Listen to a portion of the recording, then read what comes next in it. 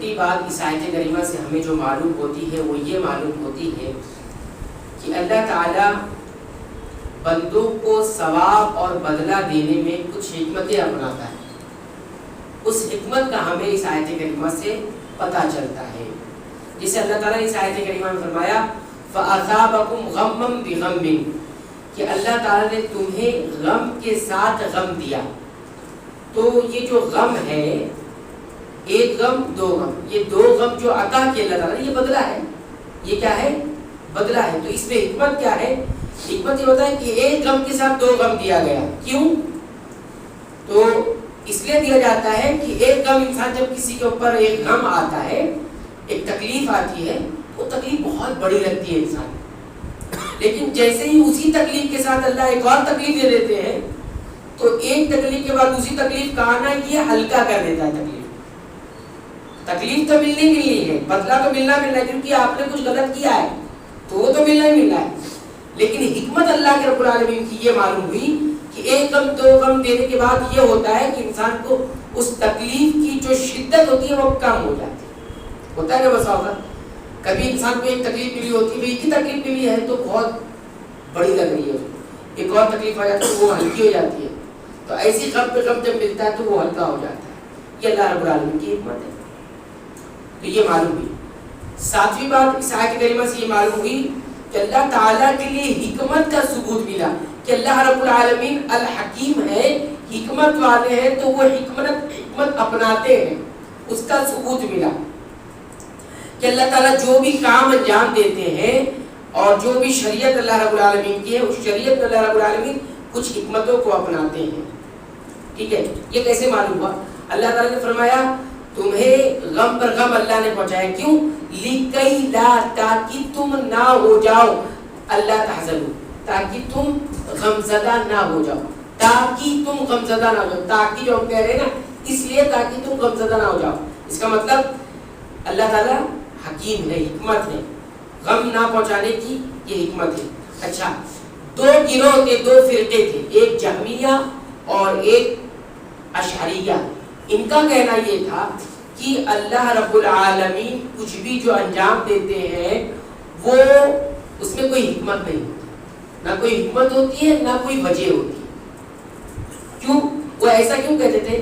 ان کی کہنا یہ تھا کہ جب ہم یہ کہیں گے کہ اللہ رب العالمین یہ اس لیے کیا، اس کی یہ وجہ، اللہ رب العالمین نے اس لیے کیا، اس کی یہ حکمت، تو ہم سوال کریں گے پھر کہ اللہ نے ایسا کیوں کیا، اللہ نے ایسا کیوں نہیں کیا. یہ سوال کریں گے نا کہ اللہ سے ہم کریں گے سوال. تو اللہ تعالیٰ نے خود ہی کہا ہے کہ وہ جو کچھ کرتا ہے اس سے سوال نہیں کیا جائے گا. کیا ہے نا اللہ تعالیٰ نے جو کچھ وہ کرتا ہے اس سے سوال نہیں کیا جا سکتا، ہم جو کرتے ہیں ہم سے سوال ہوگا. تو یہ اس کی وجہ ہے. تو پھر اس لیے ہم یہ مانتے ہیں کہ اللہ رب العالمین جو بھی کام انجام دیتے ہیں اس کی کوئی وجہ نہیں ہوتی، کوئی حکمت نہیں ہوتی. کیا یہ بات درست ہے؟ نہیں درست. یہ آیت رد کرتی ہے ان کے اس نظریے کو غلط قرار دیتی. کیوں؟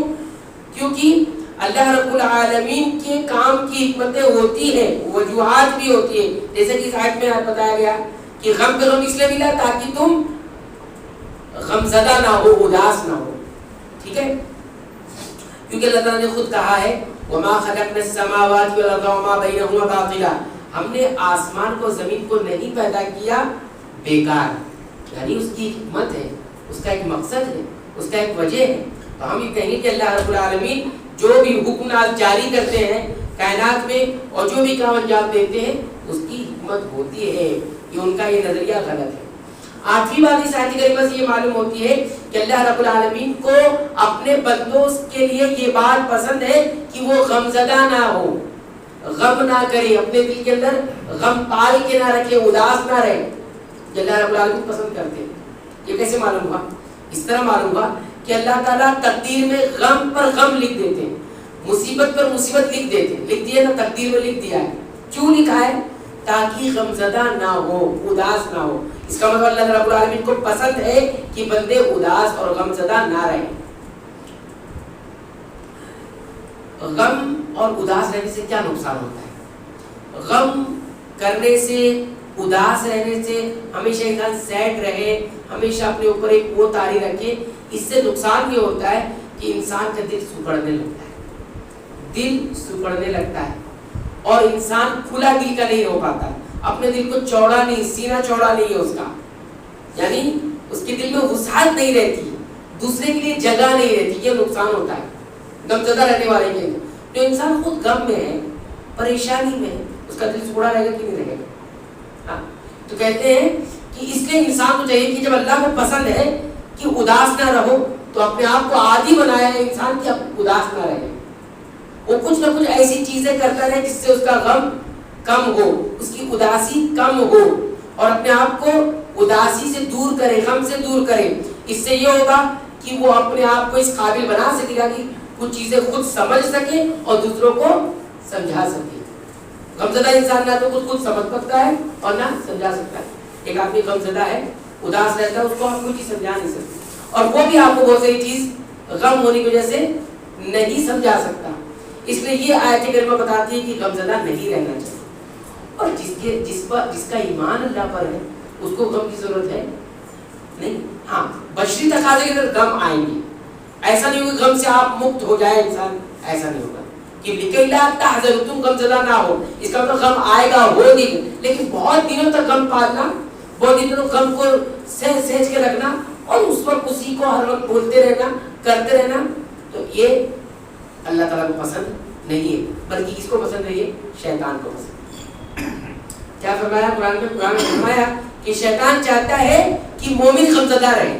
شیطان کیا چاہتا ہے؟ مومن غمزدہ رہے۔ اللہ کیا چاہتے ہیں؟ مومن غمزدہ نہ رہے۔ تو بھئی کس کی چاہت کو، کس کی چاہت اوپر رہنی چاہیے؟ اللہ رب العالمین۔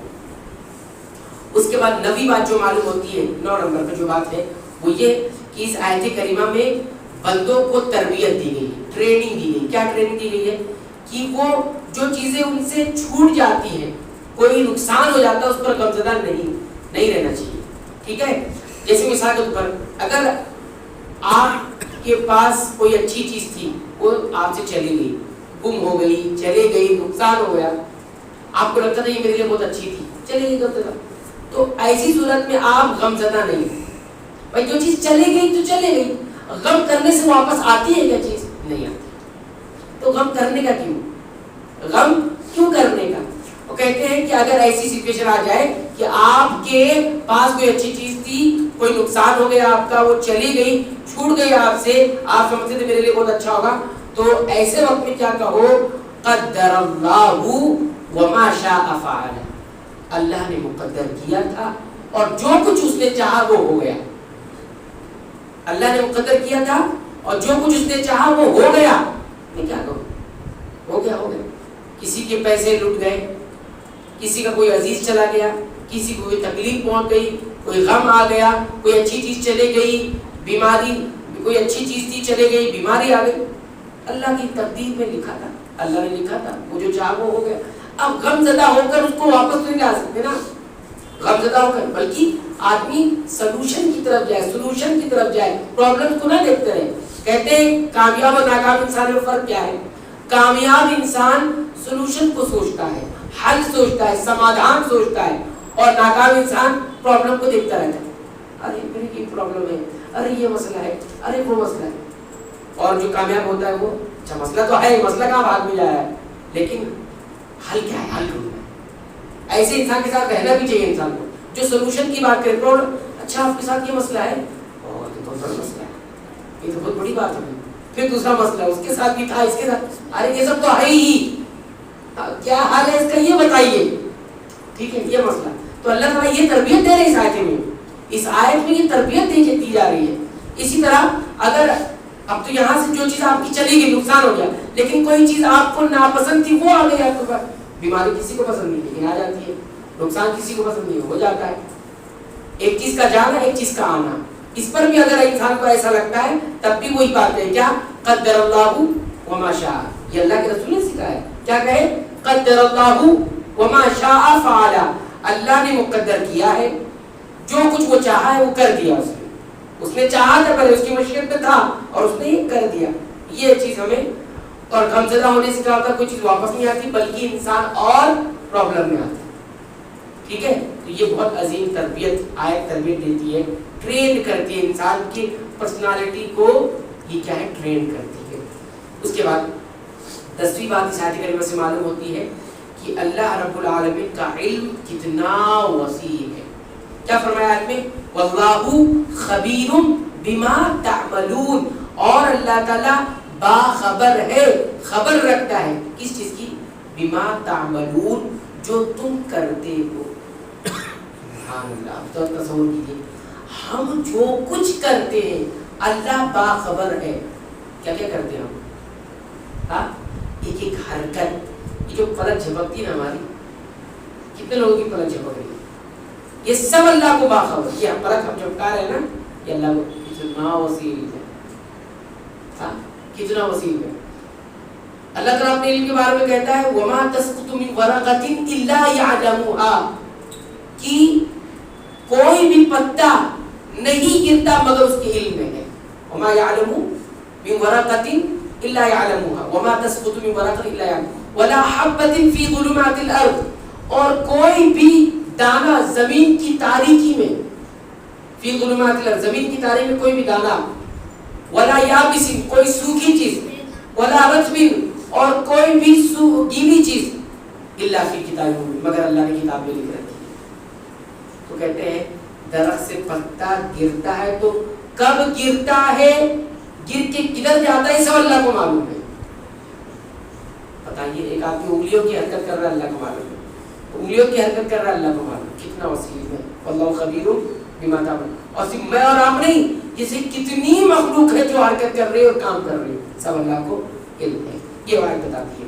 اور 11ویں چیز معلوم ہوتی ہے، ہم پر واجب ہے کہ ہم اللہ کی مخالفت، ایسے اللہ کی ہم مخالفت نہ کریں، اس کے اگینسٹ نہ آئے، اس کے حکم کے خلاف نہ کریں. کائنات میں دیکھیں کتنی خلاف ورزی اس کی ہو رہی ہے، اس کی شرعی حکم کی کتنی خلاف ورزی ہو رہی ہے. اسی طرح اس آیت کریمہ میں ان لوگوں کا بھی رد ہو گیا. دیکھیے، یہ بہت عقیدے کی بنیادی چیزیں جو بہت سارے لوگ نہیں جانتے، اس کو سمجھ لیں کہ جبریہ ایک فرقہ تھا، ایک آج بھی لوگ پائے جاتے ہیں. پہلے تو پورا فرقے کی شکل تھا، ابھی بھی بہت سارے لوگ پائے جاتے ہیں، جبریہ ان کو کہا جاتا ہے. وہ کیا کہتے ہیں کہ انسان پر جبر ہے، مجبور ہے انسان، جو کچھ لکھا ہے وہی کرے گا، وہ اس لیے کچھ کرتے نہیں ہیں، اس لیے کچھ کرتے نہیں. اس میں رد ہو گیا. واللہ خبیر بما تعملون، اللہ باخبر ہے ان چیزوں سے جو تم کرتے ہو.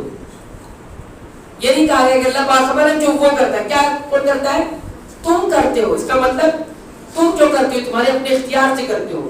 جبریہ کیا کہتے تھے؟ وہ یہ کہتے تھے نہیں، انسان کوئی بھی عمل، کوئی بھی فعل، کوئی بھی بات اپنے اختیار سے نہیں کرتا، وہ مجبور ہے. کیا ہے وہ؟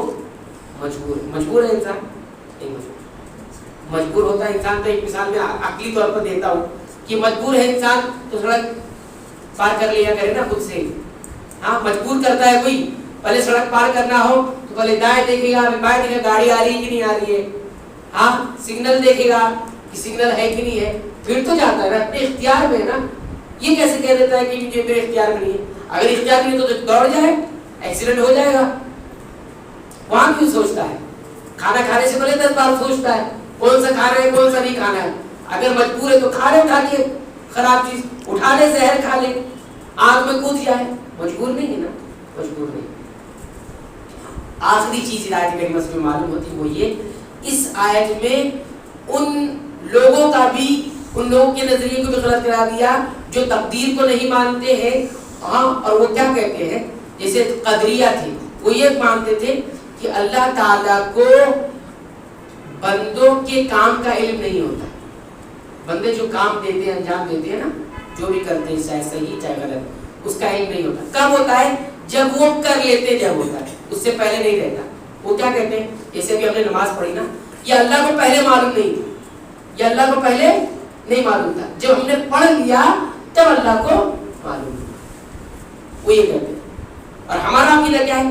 اللہ کا علم ازلی ہے، یعنی پہلے سے ہی اللہ کو معلوم ہے. ہم کو نماز پڑھنی ہے، ہم نماز پڑھیں گے، اللہ کو معلوم ہے. ٹھیک ہے. تو یہ اللہ تعالیٰ کیا، واللہ خبیر، اللہ باخبر ہے. یہ نہیں کہا اللہ باخبر ہوگا. واللہ خبیر بما تعملون، جو کچھ تم کرتے ہو اللہ باخبر ہے، پہلے سے ہے باخبر. پہلے سے معلوم ہے کتنے لوگ نماز پڑھیں گے اور کتنے لوگ نماز نہیں پڑھیں گے. یہ اللہ ازلی بھی علم ہے، ازلی اور ابدی علم ہے.